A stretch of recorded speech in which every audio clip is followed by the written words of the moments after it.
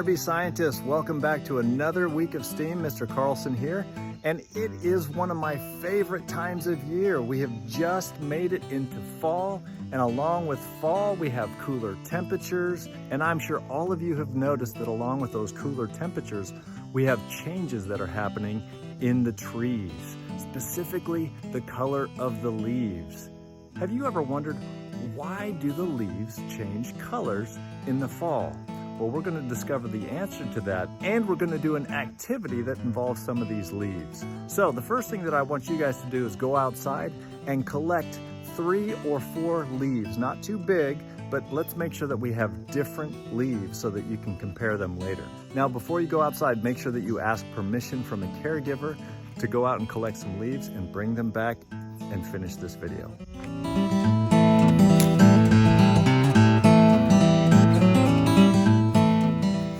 Many of you already know that leaves are green because of a chemical inside the leaf known as chlorophyll. That chlorophyll is used in photosynthesis to create food for the tree. In the fall, trees drop their leaves, so they're going to pull all of that chlorophyll into the trunk, leaving pigments of different colors in the leaves. Some of these pigments are yellow, brown, orange, and even red. And that is why the leaves change color in the fall. Okay, in today's activity, we're going to need a few supplies. We need different colored crayons, we need your leaves, and 2 or 3 sheets of paper. We're going to do some leaf rubbings. Now, some of you may have done this in the past. And what you're going to do is take your leaf, place it on a hard surface, and put your paper over the top.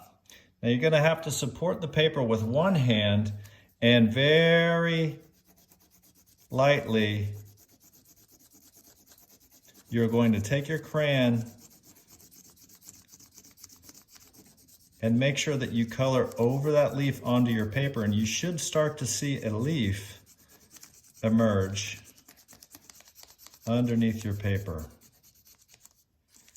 You can do all the way to the stem if you want. So we've got one leaf there, and then you can go ahead and you can do your other leaf. Once you have finished with your rubbings, I want you to compare the leaves that you have done. Now you should have 3 or 4 leaves on at least 1/2 of this page that you can use for later.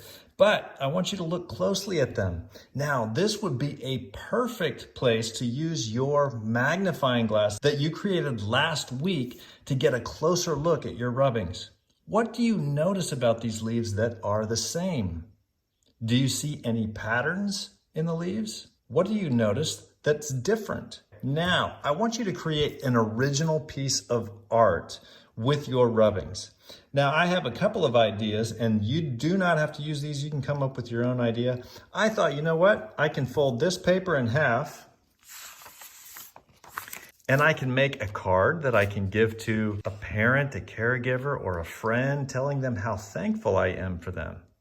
The other thing I thought I could do, I could actually cut out these rubbings, and I've drawn on a separate sheet of paper the trunk of a tree. And once I've cut these rubbings out, I can glue them onto the ends of the branches. So on this one, I would need at least 4 leaves, and I can put them anywhere I want on the paper. So these are just a couple of ideas, but I want to see what you come up with, and it can be something completely different. When you're finished with your original piece of art, I want you to take a picture of it and put it in the Google Slides that I have on my Google Classroom.